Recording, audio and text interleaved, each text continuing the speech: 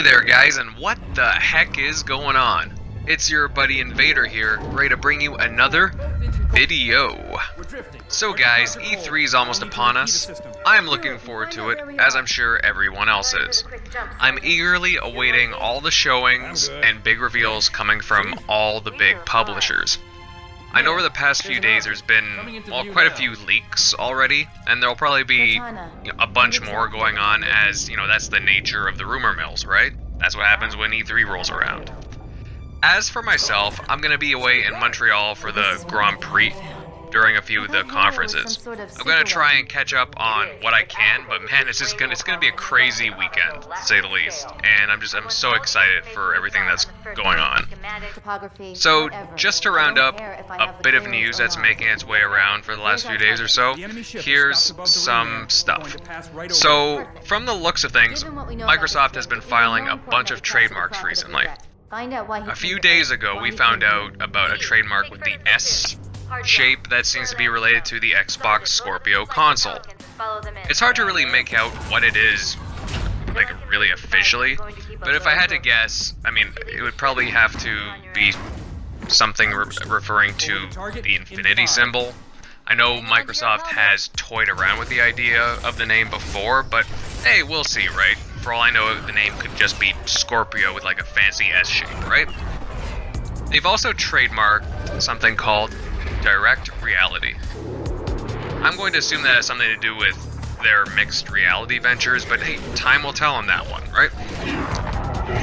Microsoft have also released a series of videos building up hype for E3. It's interesting because the taglines for the series of videos is "Feel True Power," which is obviously something relating to the Scorpio. And they've been leaving little clues in the videos, clues with symbols like 6 greater than 4, obviously taking shots at the PlayStation 4, and leaving a series of numbers that seems to suggest the release date for the console, or maybe even a name. Something along the lines of Xbox 10X10S?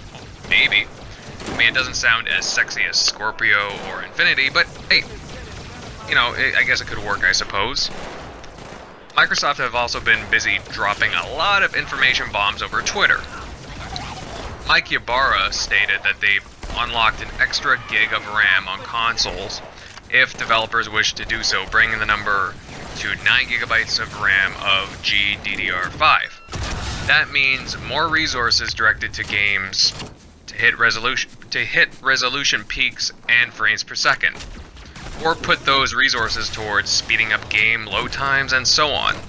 That's exciting if you think, with the Scorpio and the power. It was already supposed to be pretty powerful, and now you can use that extra gig of RAM too. That's crazy. Not only that, but Xbox head Phil Spencer dropped a tweet earlier today stating that the Xbox briefing may be a little longer than usual.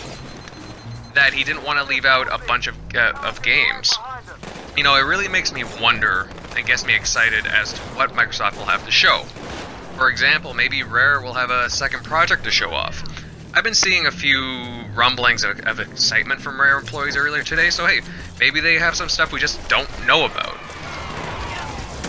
Either way, all this is exciting, and I'm just super pumped for E3, and I'm just glad that Microsoft are really kicking things into gear and just getting the excitement pumped up. Moving on, a day ago or so, Ars Technica released an article stating that about 1.5% of Xbox One owners actually use the Xbox 360 backwards compatibility feature. Skimming over the article, it basically says that while Xbox One owners like having the feature, a majority don't really use it.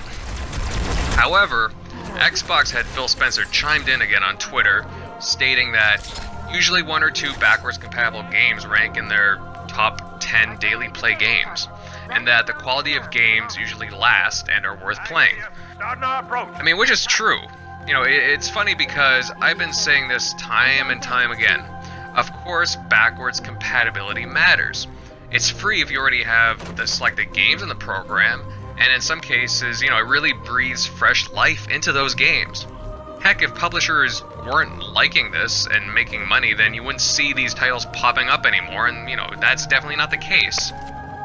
Look, do I play a lot of the older titles these days? No. But sometimes I do, and you know what?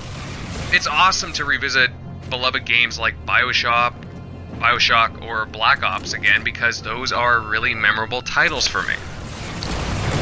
What's even more interesting is that Sony recently ruled out backwards compatibility on the PlayStation 4, claiming that it's not a feature that would be used very often.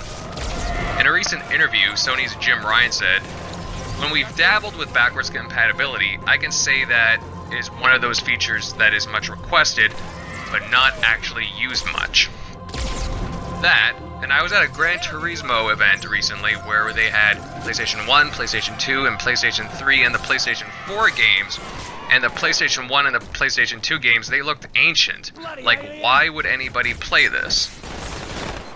Which is a pretty bold thing to say, really, because a lot of people have memories with those titles.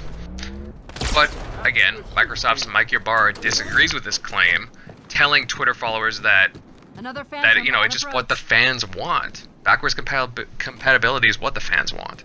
And he disagrees with that. He says, "We want gamers to play the best games of the past, current, and future. It's what gamers have asked for." You know, this is very, very interesting, really. All these comments coming from Sony and Microsoft. You know, according to Sony's marketing over the last few years, isn't the PlayStation for the players? I mean, it just kind of boggles my mind, and, you know, where they are both in the console space from where we started back in 2013 to now. It's really interesting to see them like go at this and what their strengths and what their talking points are these days. In other news, it looks like Hideo Kojima's Death Stranding won't be making an appearance at E3. In a tweet yesterday, Kojima made an apology stating that they were fully focused on the development of the game. And I'll be honest, like, I didn't see this game showing up. I mean, it seemed like it was like a long ways off from showing any gameplay anyways. So, like, to me it's not really that much of a bummer. I wasn't expecting it. And I'd say maybe the next PlayStation experience, or maybe the next E3 will get more details on it. It's just, that project just always seemed way off for me anyways. So guys, how do you feel about the recent string of Xbox news? Are you pumped for E3? Also, what are you hoping to see from all the publishers? Please leave a comment down below, and hey, definitely give this video a like. Again, I hope everybody has a good time with all the announcements that'll take place. It's pretty much a guarantee that we'll see a good showing from all three console makers this year. So enjoy yourselves, take it easy guys, and Invader out.